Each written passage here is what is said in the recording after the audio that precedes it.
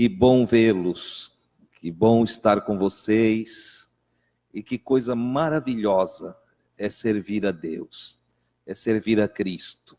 Estava ali cantando que queremos louvá-lo na presença dos deuses, dos reis, de todos, né? E estava lembrando que quanto conforto maravilhoso há em Cristo. O Paulo, em uma de suas cartas, ele escreve: se há algum conforto, se há algumas entranhas de misericórdia em Cristo, então, para nós estarmos cientes disso, sentir o mesmo, né? Participar desse mesmo gozo, desta mesma alegria. E eu estava ali, se eu estava cantando e lembrando desse texto do Paulo, e eu pensei assim: se o Paulo estivesse aqui, eu podia responder para ele: ah, sim, Paulo. Há profundas entranhas de amor de Deus dominando a nossa vida. Há sentimentos maravilhosos da parte de Deus em nós. E há um gozo, há uma alegria em pertencer ao Senhor. Que conforto, que prazer podermos ter a certeza de que não estamos só, que temos um bom pastor, que temos um Deus maravilhoso que nós podemos chamar de Pai. O seu Espírito em nós testifica com o nosso espírito que somos filhos de Deus. Ter essa consciência é algo maravilhoso, porque nos abre as portas em graça para nos aproximarmos de Deus a qualquer momento, a qualquer hora do dia, qualquer minuto, né? Está acessível. Durante muito tempo eu vi assim conjecturas, colocações, Deus é juiz. E de fato ele é juiz. Deus se ira. Coisa dura é cair na mão do Deus vivo. Muito era colocado isso, inculcado na gente. Apagando e não falando de Deus ser amor, de Deus ser misericordioso, bondoso. E vem da tradição judaico-cristã a ideia de colocar Deus em uma dimensão inacessível, fazendo-nos esquecer que nós somos seus filhos. E se nós somos seus filhos, nós não lidamos com o juiz. Se somos seus filhos, nós não nos aproximamos do juiz. O filho dos juízes não se aproxima dele como o juiz. Eles não botam um terno, uma gravata para se aproximar do juiz na formalidade da sua profissão. Lá em casa ele é o filho. Lá ele mergulha na piscina com o pai, entendeu? Lá ele brinca, vira carambota lá na sala com o pai, entendeu? Porque lá é o pai. Ora, alguns não aprenderam que Deus é o nosso pai. É o nosso pai. Entende? Já não há condenação para os que estão em Cristo Jesus. Porque eles confiaram em Jesus. E todo aquele que creu no seu Filho foi dado a estes o direito, o poder, a autoridade de serem chamados filhos de Deus. Puxa, isso é confortante, isso é maravilhoso. Todos nós devemos observar esta verdade e aprender desta verdade. Amém, irmãos? Quando você andar por aí, ande de cabeça erguida, ande com alegria. Quando você andar por aí, diga: eu sou filho de Deus. Papai é dono disso tudo aí, ó. Entendeu? Eu tenho um pai que é o dono de todas as coisas e ele me fez herdeiro seu. Essa é a grande verdade. Aprenda a andar como filhos de Deus. Lamentavelmente, alguns crentes que a gente encontra, é uma tristeza olhar para eles, dói até os olhos da gente. Tem crente que a gente olha, dói os olhos, e se ouvi-los, dói o ouvido. Ando tudo de cabecinha baixa, medrosinho, né? Vamos falar de Deus, fala assim do terror. o Deus deles é Satã, um adversário. Não é verdade? Para alguns, Deus é o seu Satã. Não, queridos, Deus é o nosso Pai. Ele é maravilhoso. A Ele a glória, a Ele a honra, a Ele o louvor para todo sempre. Amém? Hoje nós vamos dar o passo de número 70. Era só para ver se vocês estavam atentos. Entendeu? É o passo de número 69, né? E este passo é um passo que é, em essência, claro, como deve ser, uma continuação, mas ele ainda é uma continuação dentro do capítulo 10 de João, do versículo 22 ao 38.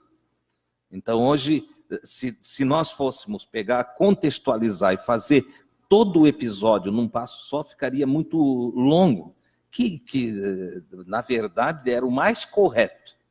Nós desconsiderar os capítulos e pegar o evangelho pelas porções de sua formação. Mas aí teria textos que ficariam muito longos e nós precisaríamos de 2, 3 horas para trabalhar aquele texto. Então, estamos fazendo no passo a passo, mas eu sempre gosto de lembrar os irmãos que está dentro de um contexto em sequência, no capítulo 10 de João.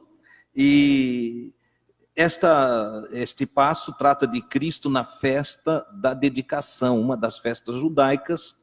Esta festa aconteceu aí pelo dia 14 e 15 de dezembro, olhando o nosso calendário, de 28 do ano de Cristo, do ano de Nosso Senhor, né? Ou depois de Cristo, depois que vira o calendário do seu nascimento, que ele está dentro do episódio desse calendário. Encontra-se em João 10, versículos 22 a 38. E eu, então, fiz o meu resumo aqui da seguinte maneira. Em Jerusalém, no inverno de 28 depois de Cristo, houve a festa da dedicação. Sempre lá, no mês de dezembro nosso, lá é inverno, né? Então, quando nós estamos passando um calorão aqui, reclamando do condicionador de ar, que não está a todo vapor ainda, né? Lá eles estão passando frio.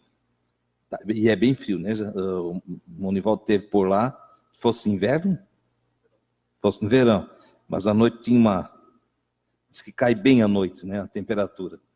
E então, nesse ano de 28, pelo dia 14, 15 de dezembro, Jesus participa de uma festa, lá está acontecendo a festa. E Jesus, então, caminhava pela cobertura da entrada do templo, chamando aí pórtico, né? O pórtico é uma cobertura feita sobre colunas, onde Jesus começou a caminhar. Eu já expliquei para vocês que em todos os dias de Jesus, Jesus nunca entrou no templo. Sempre que você lê aí na sua tradução da Bíblia, Jesus estava no templo. Na verdade, ele está para o lado de fora do templo. Está no templo porque está em volta do templo.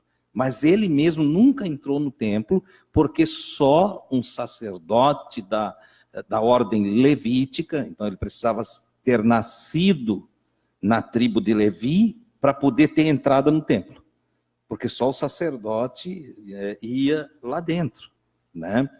E Jesus não era da tribo de Levi, Jesus é da tribo de Judá, né? Então ele não tinha esse sacerdócio levítico. Jesus não participou do sacerdócio levítico como sacerdote, como obreiro daquele sacerdócio. Ele veio e viveu embaixo daquele sacerdócio, eles tinham o comando sobre ele como sacerdote, mas ele começa a implantar um novo sacerdócio, que é depois nós vamos aprender quando chegarmos aí na carta aos Hebreus, que Jesus é um sacerdote não segundo a ordem levítica, mas segundo a ordem de Melquisedeque. É um sacerdócio diferente.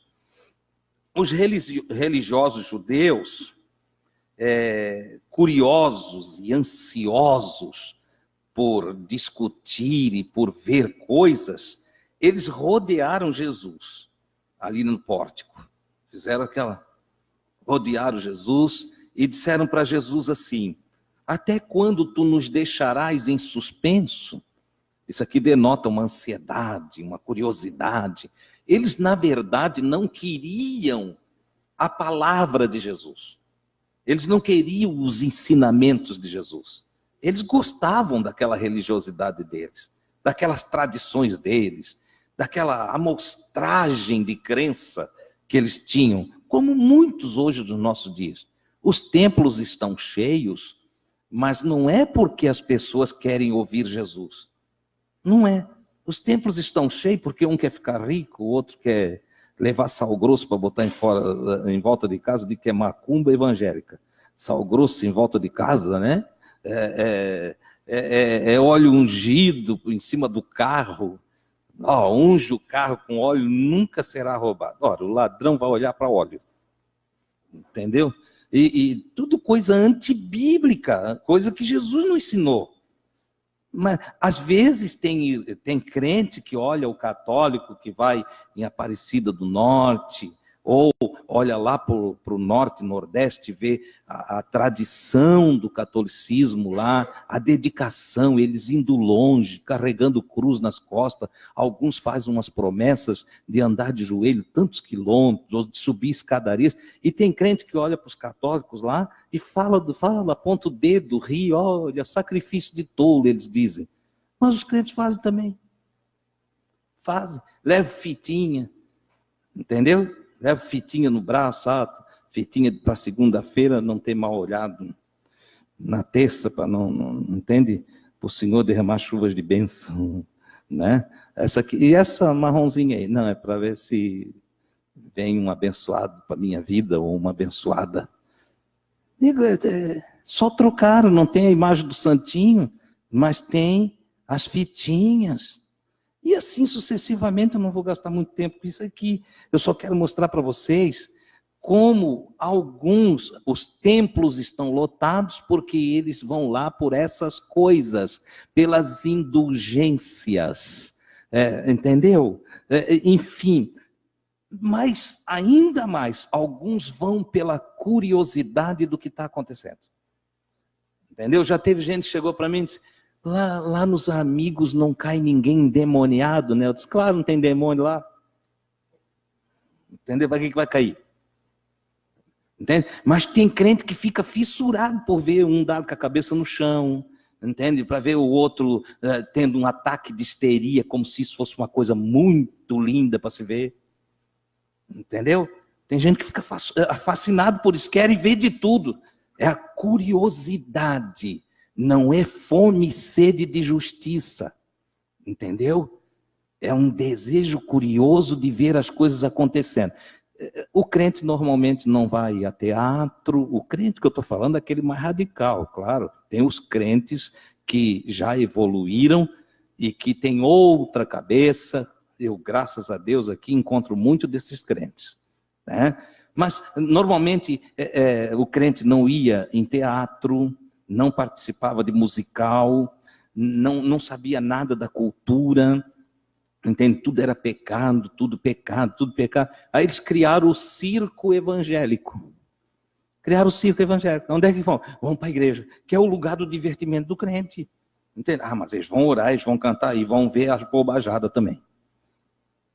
Tem púlpito por aí afora que é mais cheio de humor do que o palco do teatro municipal.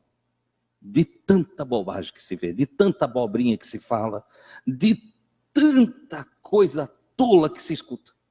Entendeu? Nos dias de Jesus não era diferente. Veja aqui, esses religiosos judeus, eles chegam para Jesus, rodeiam Jesus e olha a conversa dos caras. Até quando tu nos deixarás em suspenso? Revela para nós se tu és o Cristo. Meu Deus, Jesus já tinha ressuscitado mortos, já tinha feito paralítico andar, já tinha feito cego enxergar, de tudo quanto é forma, tocou no olho do cego, o cego viu, colocou até saliva no olho do cego, o cego viu. Isso tudo Jesus já tinha feito. Para eles não era suficiente, porque eles tinham uma gana, uma famigerada gana de ver coisas. E é preciso nós termos cuidado. Salomão escreveu a respeito do ver. Ele diz que os olhos não se cansam de ver. Sabia?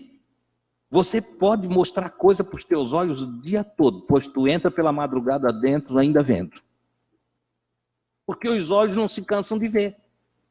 E quando o crente ele não tem a prudência e o discernimento para entender que o que vale na vida de cada um de nós é o conhecimento da palavra de Deus. Quando não entendemos isso, nós passamos a andar atrás de amostragem, de milagres, como se o milagre fosse tudo na vida. Entendeu? Mas não é. O que muda a nossa vida não é um milagre. Um milagre muda a vida de alguém que recebeu o milagre no sentido físico. Não é verdade? O cego que passou a ver, para ele mudou a vida. Ele passou a ver, para ele é uma alegria. Certo? Mas não muda nada a tua vida tu vendo que um cego passou a ver. Aliás, tu nem consegue ver que ele passou a ver. Tu só vai acreditar no testemunho dele que ele está vendo. E aquele que duvida faz uns testezinhos. Se tu está vendo quantos dedos tem aqui, o cego nunca soube contar dedos, ninguém diz que é 10. É porque ele nunca viu. Entendeu? Olha só, Jesus perguntou para um cego que passou a ver, Jesus perguntou assim, estás vendo? Eu disse, eu vejo os homens como árvores que andam. Olha só, porque tudo que ele entendia era de árvore, ele sempre ficava na sombra da árvore. Então ele viu, parece troncos que se mexem. Porque ele nunca tinha visto. Mas a curiosidade das pessoas, eu queria ver um cego, ver como é que tu vai ver, só se tu pegar o olho dele. Mas isso não entra na cabeça das pessoas.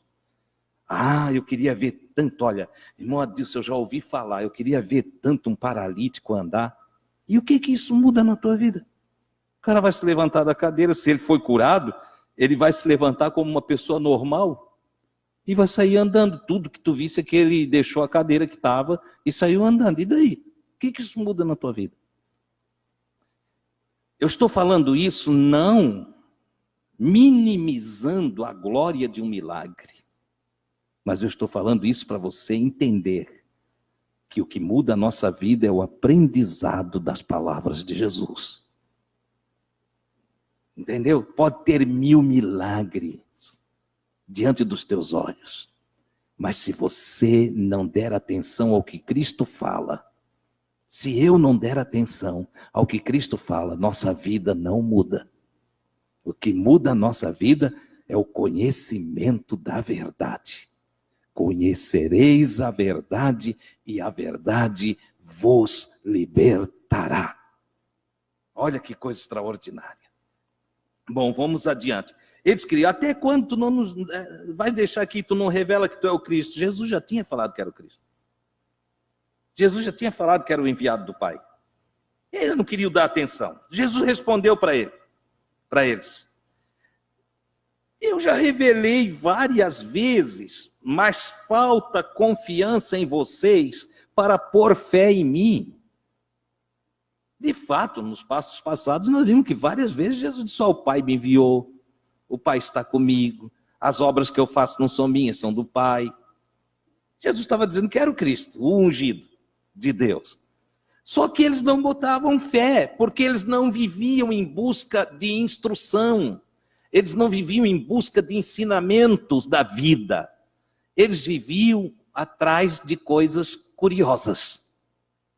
Com a maioria dos religiosos nos dias atuais.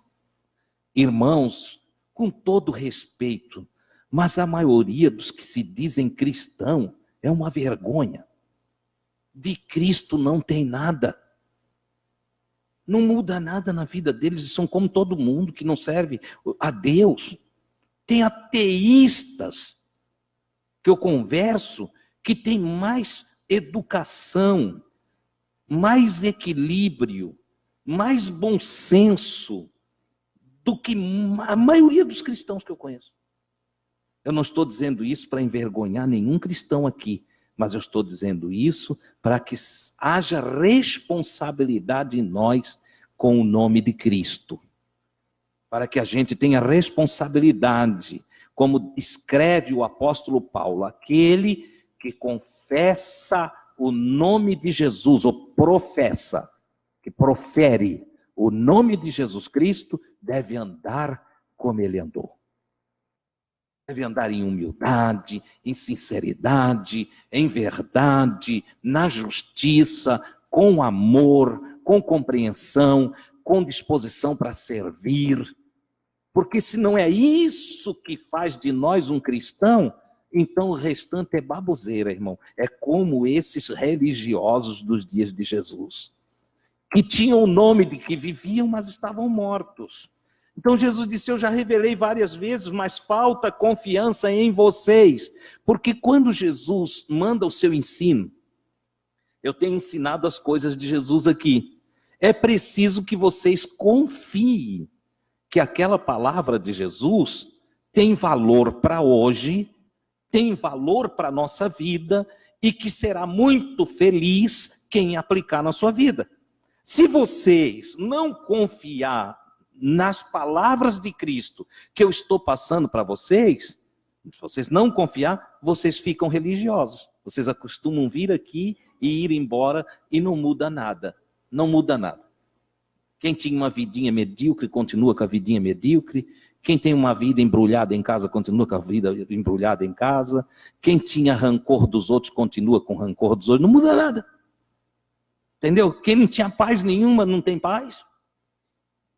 Por quê? Porque o que muda a nossa vida é nós por fé no que Jesus ensinou. E vocês sabem pelas Escrituras que eu não tenho colocado para vocês nada da minha cabeça. Eu tenho, às vezes, mexido com a cabeça de vocês por verdades que vocês nunca aprenderam. Mas não são invenções minhas. Está escrito. E às vezes a busca dos originais que foram traduzidos nos expande mais a consciência e nos traz maior conhecimento da verdade. E aí, justamente para nos libertar. O que deve fazer de nós pessoas cada dia melhores, pessoas evoluídas. O Cristo deve se desenvolver dentro de nós através da nossa confiança na sua palavra. Conversava com o Jair ontem, eu disse, Jair, alguns têm Jesus, receberam Jesus, têm Jesus, mas eles têm um Jesus da manjedoura ainda. Jesus é tão pequenininho neles, Jesus é nenenzinho na vida deles, Jesus. Eles carregam Jesus para lá e para cá. Andam embalando Jesus, falam, olha como é bonitinho Jesus, como Jesus é querido, como Jesus é glorioso. Andam com Jesus para lá e para cá. Mas eles não têm o Cristo pleno na sua vida. Por quê? Porque não deixaram Jesus se desenvolver em si. Mas para Jesus se desenvolver em mim, eu preciso dar lugar para ele crescer em mim. Então ele pode vir a ser o menino adolescente que faz perguntas interessantes aos doutores da lei.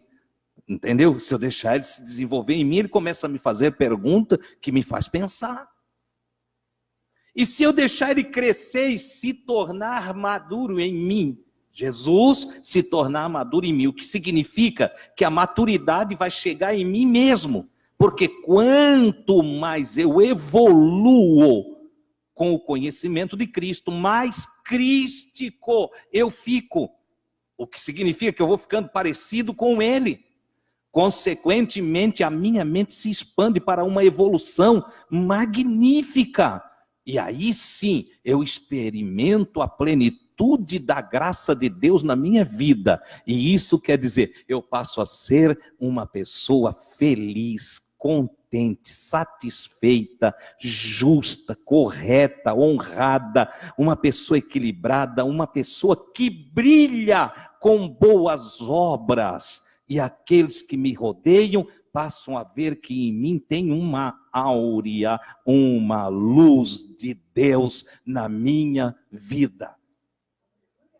Essa é a grande verdade. Mas para isso eu preciso confiar. Lembram do João 3,16? É um ensino básico do Evangelho à confiança. Deus enviou seu Filho ao mundo para que todo aquele que nele crer não pereça, não se acabe, não se extingua, mas tenha vida eterna. Mas a palavra crer está ali.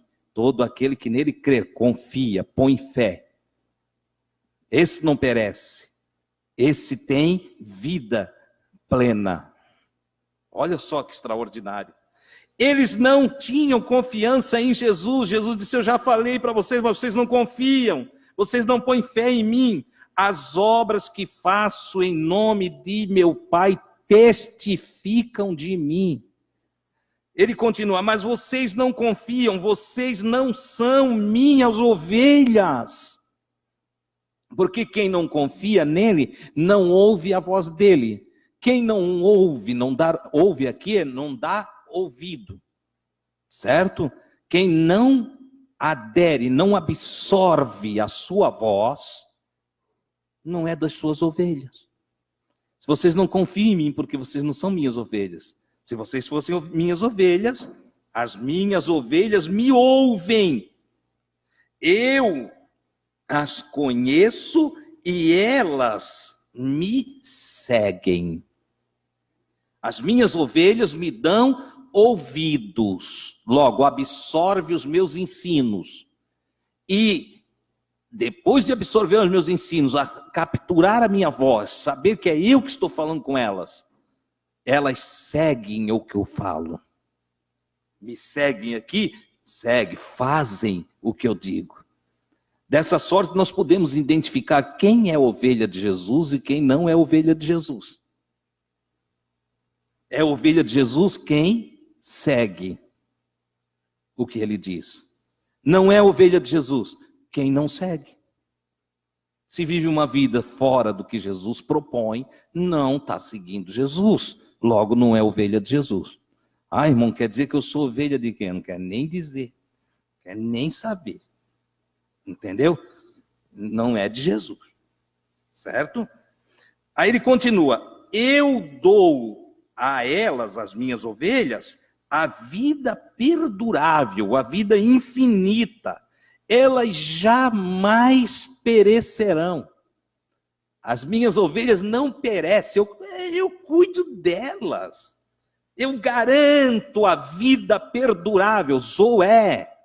Eu garanto a vida perdurável para as minhas ovelhas. Ai, irmão, eu não sei, eu acho que agora eu me acabo, eu vou me acabar, as coisas estão dando tudo errado. Não tem aquele um que inventa inimigo em tudo quanto é canto? O inimigo, irmão, o inimigo. Ixi, não é ovelha de Jesus. Ô, irmão, mas como é que tu pode dizer isso? Eu sirvo a Jesus e eu estou cercado de adversários, mas não perece. Quem tem Jesus não perece, envergonha os adversários. Quem tem Jesus, o salmista, cheio da confiança em Deus, ele disse assim, não temerei, ainda que um exército me cercasse. Um homem sozinho disse, eu não vou ter medo, ainda que um exército me cerque, eu não temerei. Por quê? Porque o Senhor é o meu escudo, é a minha defesa, o Todo-Poderoso está do meu lado, nele confiarei. Oh, irmãos, não há perecimento para quem confia em Jesus. Ah, irmão Adilson, mas tem gente que diz, vai escutar os outros, tu te perde. Entendeu? O que eu estou te falando é Jesus quem falou, não é o irmão Adilson que está inventando. Entendeu? Porque não adianta eu vir aqui falar coisa para vocês, minha. Porque as minhas palavras são palavras de um homem que se acaba no tempo. Que pode estar certa por um período de tempo e pode estar errada em outro período de tempo.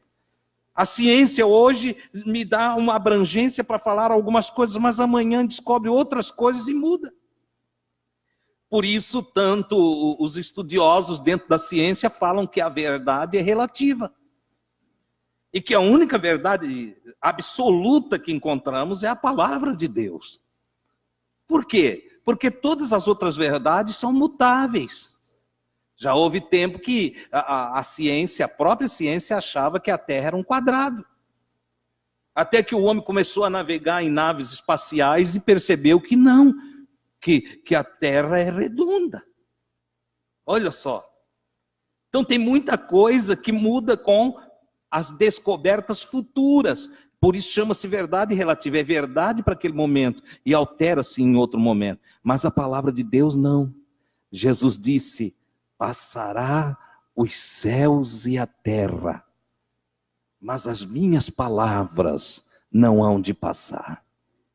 Veja que coisa interessante. Ele disse: então, eu dou às minhas ovelhas vida perdurável, vida infinita, elas jamais perecerão. Eu coloquei aqui no meu resumo, entre parênteses, não serão extintas, não passarão pelo fogo da destruição. Ah, tem irmão que vai lá, diz: é, irmão, mas tem um lago de fogo, né? O homem vai ficar lá rodando dentro do lago de fogo. Deus vai fazer espetinho de homem. Entendeu? Não, nego, o lago de fogo é só uma linguagem figurada para dizer, ó, os que não tiverem, não ganharem o dom, a graça da vida perdurável, vão se extinguir, vão se acabar. Quem vive na carne, só depende da carne, que só pensa nas coisas daqui, um dia vai se acabar, porque isso tudo aqui vai se acabar. Entendeu? Mas quem vive no Espírito, evolui no Espírito, quem expande consciência, quem cresce espiritualmente, atinge a maturidade da mente de Cristo, e olha a vida com o olhar de Cristo, vive como Cristo, aplica-se aos ensinos de Cristo, tem atitudes como a de Jesus, esse o Pai quer dar para ele um prêmio, e o prêmio que o Pai dá é a vida perdurável, a vida infinita. Olha que coisa extraordinária, que promessa grande, que coisa linda. Eu quero vida infinita. Afinal de contas, só não quer viver para sempre aquele que tem uma vida ruim. Como a minha vida é boa, não quero que acabe nunca. Entendeu? É coisa maravilhosa. Deus já nos deu essa graça para todos que ouvem e confiam no seu Filho Jesus Cristo, o grande extraterrestre. O grande extraterrestre, porque Jesus foi uma programação do Pai para se manifestar como um holograma do Pai na Terra. É uma manifestação de Deus na Terra. Nele, em Jesus, habitou num corpo humano toda a plenitude da divindade. De sorte que quem quer conhecer Deus, olhe para Jesus. Deus é como Jesus.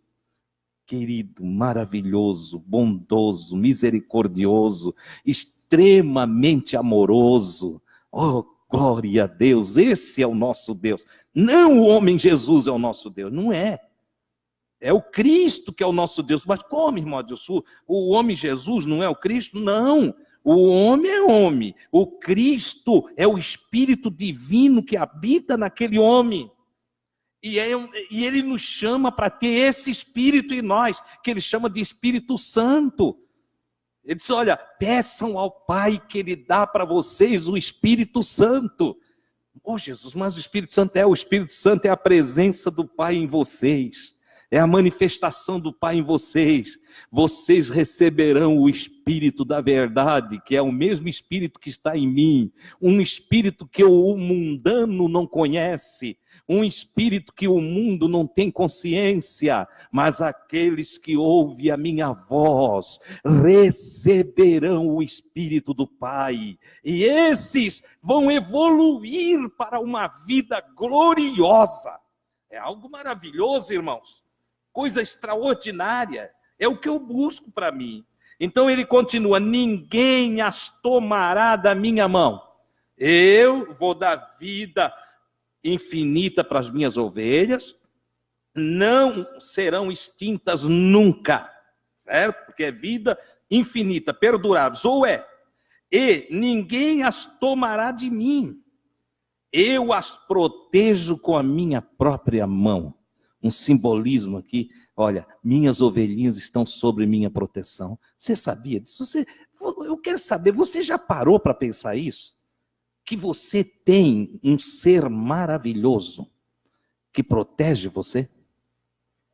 Às vezes você anda por aí de cabeça baixa, às vezes fica nervoso, se desespera, às vezes tem receio de alguma coisa na vida, às vezes num diagnóstico, às vezes o que vai acontecer comigo? O que vai acontecer com a minha família? Ei, Jesus diz que Ele cuida de você. Aleluia! Ele cuida de nós. Ele é fiel, irmãos. E ele continua: meu Pai, que tudo me deu, é maior do que todos. Meu Pai é maior do que todos. Ninguém pode pegar, tomar, roubar algo da mão de meu Pai. Ninguém pode pegar, roubar nada de Deus. Não tem como roubar de Deus. Quem vai se meter com Deus? O Paulo escreve lá nas cartas dele, diz assim: Deus é uma rocha, quem esbarrar nele se é esmiuçado. Querer se meter com Deus é esmiuçado. Não dá para se meter com Deus. Ele disse: o meu Pai que tudo me deu é maior do que todos. Ninguém pode pegar, tomar, roubar algo da mão de meu Pai. Eu e o Pai somos... Se eu e o Pai somos um, e eu estou protegendo vocês com a minha mão, e ninguém pode arrebatar nada da mão do Pai, que eu com ele formamos um, temos uma unidade perfeita, o que ele está dizendo é o seguinte: a minha mão para vocês é como a mão do Pai. E ninguém pode fazer mal para vocês. Ninguém pode roubar vocês do Pai. Ninguém pode roubar nada do Pai. E o que o Pai tem para vocês é de vocês. Eu gosto dessa palavra aqui, porque daí eu lembro daquelas conversa fiada de olho gordo, inveja, macumba, feitiço, areia de cemitério. Não tem essas coisas que as pessoas têm medo? O nome na boca do sapo. Tem gente que dá uma tremedeira: irmão, eu soube que a macumbeira ali da outra rua botou o meu nome na boca do sapo. Tadinho do sapo. Entendeu? É porque diz que bota lá e costura, o sapo vai morrer. Entendeu? Irmão, mas diz que quando o sapo morre, a gente vai definhando também. Meu filho, tu está na mão de quem? Quem é que cuida de ti? Jesus disse: eu e o Pai somos um, e eu estou aguentando você com a minha mão. Contra você não vale olho gordo, não vale inveja. Contra você não vale macumba, não vale a boca do sapo, não tem nada. Para você tem bênção de Deus. Aleluia! Deus abençoa você. Irmão Adilson, mas eu tenho tanto defeito. E quando Deus escolheu tu, ele não sabia. É engraçado que crente fala coisa de Deus que depois ele não crê. Crente diz: o nosso Deus é onisciente, nosso Deus é onipresente, o nosso Deus é onipotente, o nosso Deus é todo oni, mas não sabe o que é isso. O crente fica com blá blá blá, fala igual papagaio, ouve o outro e vai lá, ele não examina. E aí fica dizendo coisa de Deus que ele nem sabe o que é e que ele não crê. Irmão, onisciente é aquele que sabe tudo ao mesmo tempo. Onipotente é aquele que tem todo o poder e que nenhum poder existe fora dele. Onipresente é aquele que está o tempo todo em todo lugar. Por isso mesmo, Paulo, quando insere nós no contexto divino, ele diz que nele nós existimos e nos movemos. Ele está fora e dentro de nós. Olha que coisa extraordinária. Entende? Então a proteção é total, a proteção é total. Se nós estamos em Deus e Deus está em nós, não tem maldição que alcance nenhum de nós. E se Deus é onisciente, Ele sabia muito bem do nosso passado, do nosso presente, e Ele sabe do nosso futuro. Olha só que coisa tremenda. Então, quando Deus nos chama através de seu Filho Jesus Cristo e diz: filho, vem me seguir, eu vou te ajudar, eu vou melhorar a tua vida, eu vou te dar evangelho que transformará a tua vida. Alguns ficam assim, mas eu tenho tanta fraqueza. Mas Deus está sabendo, eu penso que ele não viu. Vocês que são pais e têm filhos, quantas coisas que vocês sabem do filho nunca contaram? Tem a história do Joãozinho, que foi com a irmãzinha dele passar as férias na avó. Já contei aqui, acho, uma vez. E chegou lá, a irmãzinha dele, um dia era para ele lavar a louça, outro dia a irmãzinha dele, na casa da avó. Mas eles foram brincar no terreiro e ele chuta a bola para cá, chuta a bola para lá. Daqui a pouco tocou uma pedra, bateu na cabeça de um patinho. A avó tinha lá uma pata com uma ninhada de patinho. Bateu na cabeça de um patinho e matou o bichinho. O Joãozinho chegou, foi lá no terreno, disse para a irmã dele, não conta para a vovó. Não conta para a vovó. Ela disse, eu não vou contar, vou até ficar olhando aqui o que tu vais fazer. Ele disse, não, vou enterrar. Mas não conta para a vovó. Ela disse, só se tu lavar a louça no meu lugar. Ele disse, tá bom, eu lavo a louça todo o tempo que vai ficar aqui. E enterrou o patinho. Ficou o Joãozinho com a sua culpa. E aí, durante os dias seguintes, o Joãozinho lavava a louça do café, do almoço, do café da tarde, da janta. E a irmãzinha toda alegre, pulando e brincando. No terceiro dia a avó olhou e disse, Joãozinho, vem cá, quero falar contigo. Por que só tu está lavando a louça? Não, vó, é que eu quero lavar a louça para a mana. O medo faz coisa. O medo faz a gente sofrer. Entendeu? A palavra diz assim, aquele que confessa a sua culpa e deixa, alcança a misericórdia. A gente não confessa. A gente fica andando com a culpa para lá e para cá. Se casa com a culpa, né? Tem um monte de gente casada com a culpa aí, e aí a vida fica ruim, pesada. A avó disse, mas conta para a avó, Joãozinho, qual o problema? Tu não tem que lavar a louça todo tempo. Conta para a vovó. Ah, vovó, tu vai brigar comigo. Mas o que que é? Não, é que eu estava brincando, eu tirei uma pedra, matei um patinho. A vovó disse, aquele patinho que tu enterraste lá no terreiro? É, vó. Não, a avó estava lá em cima na janela e viu. Só que a avó queria ver assim, até onde tu ia levar isso. É por isso que estás lavando louça?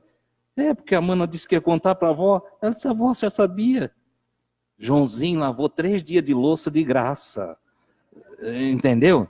Meu irmão, minha irmã, Jesus sabe tudo de nós. Não é as nossas fraquezas que nos separam dele. Não é os nossos tropeços. Não é as nossas falhas. Não são. Isso não nos separa do Senhor. Tem um detalhe. Sabe o que nos separa do Senhor? Que nos separa, não é que separa o Senhor de nós. Assim, o que nos separa de Deus são as nossas iniquidades. O Joãozinho que errou, e ele que ficou separado da avó. A avó não se separou do Joãozinho. Você está entendendo? A gente faz as cacas por aí, e aí depois a gente fica com vergonha de relacionar-se com Deus. Só que Deus está o tempo todo ali. Irmão, é bom lembrar que a humanidade toda estava caída. E Deus enviou o seu Filho ao mundo para uma humanidade caída.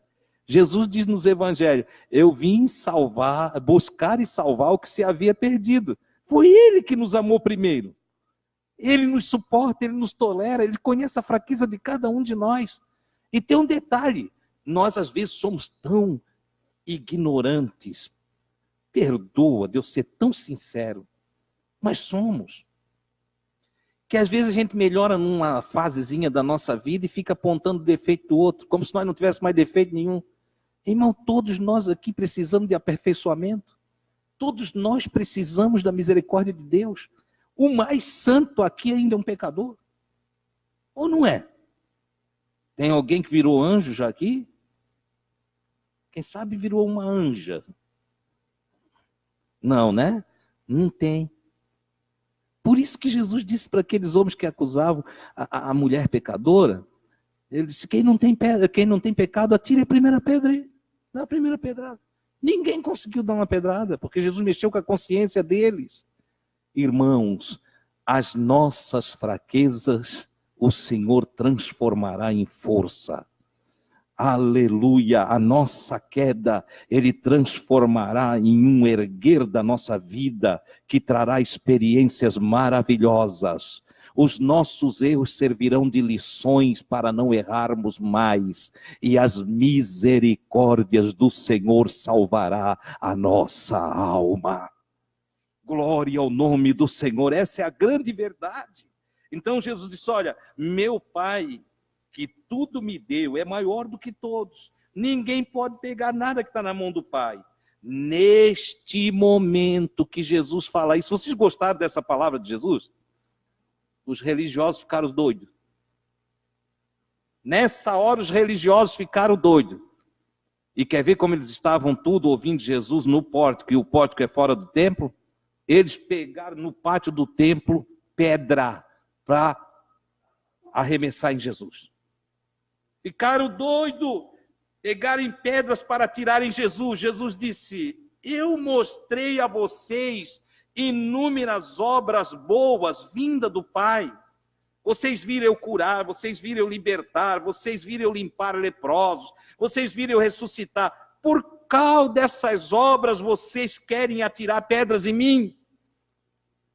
E eles então disseram, não é pelas obras boas que queremos te atirar pedras, mas por blasfêmia. Ele disse, que blasfêmia?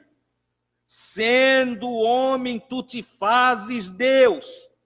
Porque ele disse que eu e o Pai somos um. Ele disse, sendo homem, tu te fazes Deus.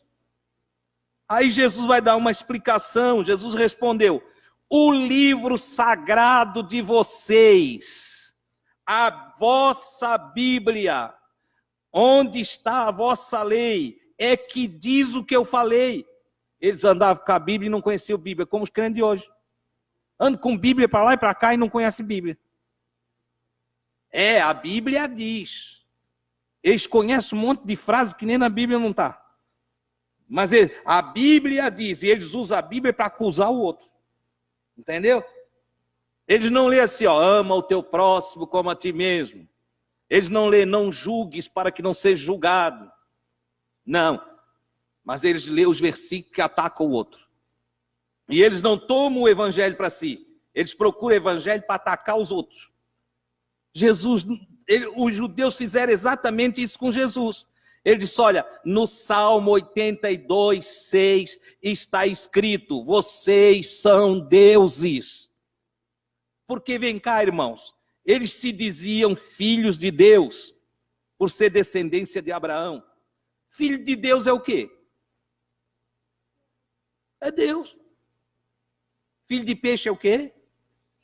Peixinho. Aí, filho de cachorro é o quê? Cachorrinho. E filho de Deus é o quê? Deusinho. Não é verdade? Ora, se nascemos de Deus, agora somos filhos de Deus. Então o Salmo 82, é bom vocês em casa ler todo o Salmo 82. Ele é muito interessante. Entende? E Jesus usou justamente a frase do Salmo 82, das escrituras sagradas dos judeus, do Antigo Testamento, o livro dos Salmos. Entende? E agora eles estavam contra Jesus, porque Jesus estava pregando Bíblia do modo correto. Teve gente que foi embora daqui porque eu comecei a ensinar a coisa certa. Entende? Não suportaram. Ai, não. Tinha gente que queria um diabinho, tinha gente que queria um satã. Eu digo, vai procurar em outro lugar que aqui tu não vai achar. Entendeu? Eu começo a ensinar o que é certo, as pessoas não abrem o entendimento, na sua maioria, para entender o que a Escritura está dizendo. Os judeus, ao invés de prestar, para aí, Jesus, como é esse negócio aí de tu ser igual a Deus, tu está na essência de Deus? Porque, na verdade, Jesus não estava dizendo que ele era igual ao Eterno.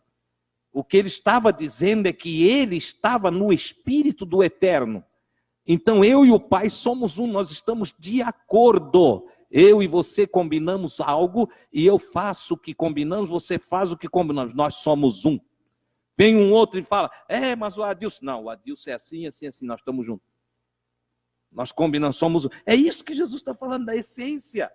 Aí ele diz, ó, a escritura de vocês diz que vocês são deuses. A escritura sagrada de vocês chama de deuses aqueles aos quais a palavra foi dirigida. E lembrem-se, a escritura não pode ser anulada. Jesus está dizendo para ele, não dá para rasurar a escritura, não dá para anular a escritura. Eu estou simplesmente falando o que a Bíblia de vocês diz, o Primeiro Testamento, o Antigo Testamento.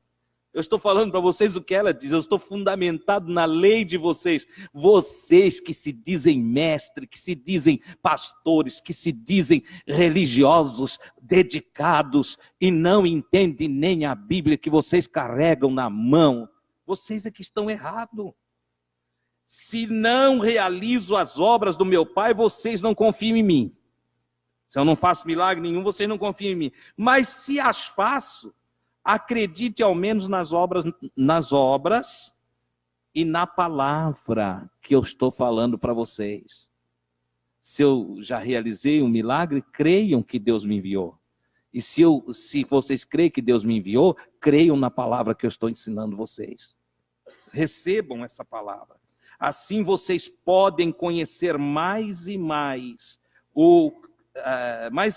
que o Pai está em mim e eu no Pai. Quanto mais vocês confiarem na palavra, vocês vão descobrir que o Pai está em mim e eu estou no Pai, é o que disse Jesus. Neste momento, Jesus se retira para a Betânia, além do Jordão. Jesus escapa dos que querem prendê-lo. João 10, 39 a 42. Queriam prender Jesus, mas Jesus escapou deles. Se retirou, foi se retirando e foi lá para a beira do Jordão. Então ele foi para o outro lado do Jordão, onde anteriormente João Batista, que agora já está morto, estava batizando. Ali naquela região que João batizava, que o João também foi batizar naquela região ali, logo após a perseguição que sofreu. Porque eles também perseguiram João Batista. E agora eles estão querendo prender Jesus e Jesus sai, porque ainda não era chegada a hora de Jesus ser entregue na mão deles. Jesus cumpria um determinado tempo do Pai, né? Então ele foi para lá. Muitos que o procuravam diziam, João não fez sinais, porque na verdade João só pregou. João não realizou uma cura. Não aconteceu nenhum milagre através de João. Ele só pregou. Então eles diziam, João fez sinais, mas tudo que João João não fez sinais, mas tudo que João disse desse homem se cumpre. Porque o João tinha falado que Jesus seria diferente, que Jesus seria poderoso, que Jesus teria uma palavra maravilhosa. E aí, então aqueles que iam lá ouvir Jesus, lá no local que anteriormente o João batizava, chegaram lá, eles falavam para os outros, olha, João não fez sinal nenhum, mas tudo que ele falou desse aí está se cumprindo. Então, muitos passaram a confiar nele. Eu concluo aqui o passo de número 69, desejando estimular cada um de vocês. Confie no que Jesus diz. Leiam o Evangelho, sublinhem as palavras que Jesus fala. Entendeu? Não entre em questões tolas. Não fique procurando coisa que não serve para edificação. Não discutam o que não faz sentido, mas creiam no Evangelho. O Evangelho será um rio de água viva jorrando dentro de cada um de nós. Será alimento para a nossa alma, fortalecimento para a nossa vida. Antes de ir trabalhar, leia um pedacinho do Evangelho. Ore 2 minutinhos. 2 minutinhos. Eu não tenho tempo para orar 2 minutinhos de manhã. Olha, então você está mal mesmo. Não tem vida melhor para ti. Se tu não consegue dar 2 minutinhos para Deus antes de começar o dia, meu Jesus, tu está morto. Acabado. Começa a fazer diferente. Bota Deus em primeiro lugar no teu dia. Põe Ele de manhã na tua vida. Vai trabalhar com Jesus.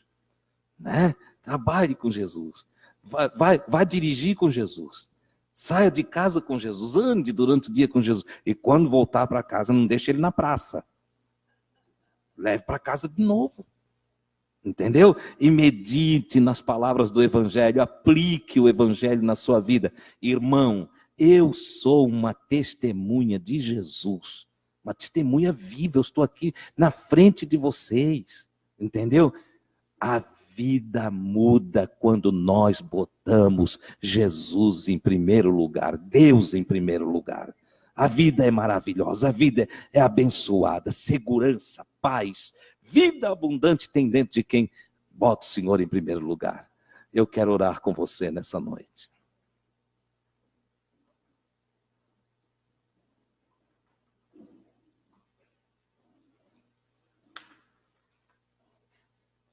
Me ajuda a orar? Vocês me ajudam a orar? Então olha aí para o lado, vê quem está pertinho de você. Se você não conhece, pergunte o nome. Tá bom? Normalmente todo mundo conhece, né? Porque a gente sempre fica pertinho dos nossos, né? Entende? Já sabe o nome aí?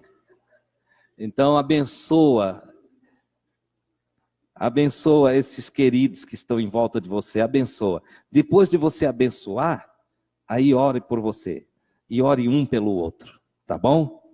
Pai Santo, eu te dou graças por esse encontro, nesta noite tão maravilhosa, onde a tua palavra gloriosa flui no nosso coração.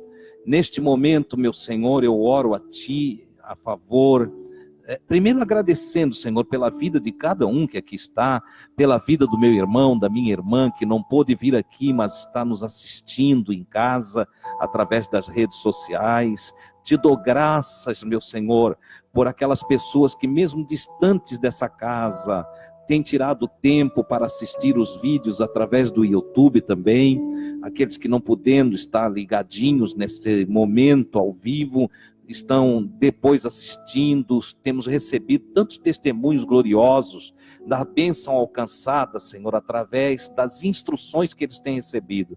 Oro por aqueles que estão longe, o pessoal lá do Rio Grande do Sul, o pessoal do Paraná e de outros lugares, Senhor, que estão sempre nos acompanhando. Irmão Alexandre lá em São Paulo, Senhor, e enfim, outras vidas, alguns que nós nem temos a informação.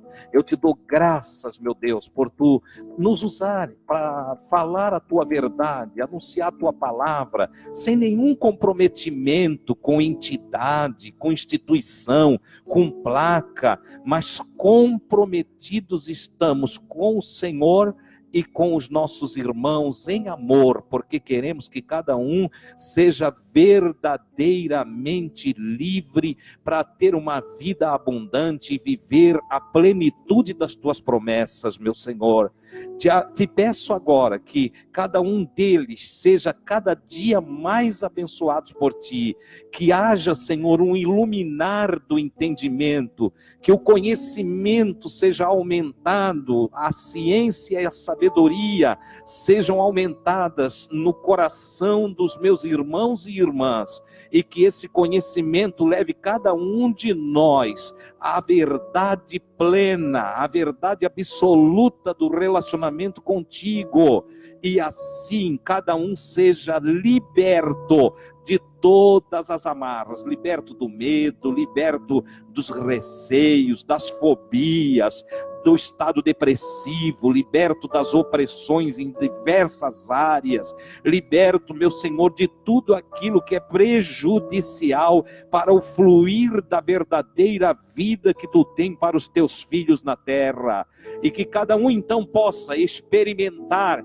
em um batismo no Espírito Santo a liberdade dos filhos de Deus, cheio de alegria, cheio de prazer, que cada um seja fortalecido na força do teu poder, meu Senhor, e se regozije nos teus afetos, no teu amor, nas tuas misericórdias, na tua graça, que em cada casa paz e filhos sejam grandemente abençoados, que em cada lar reine a alegria, a paz da tua presença, Senhor.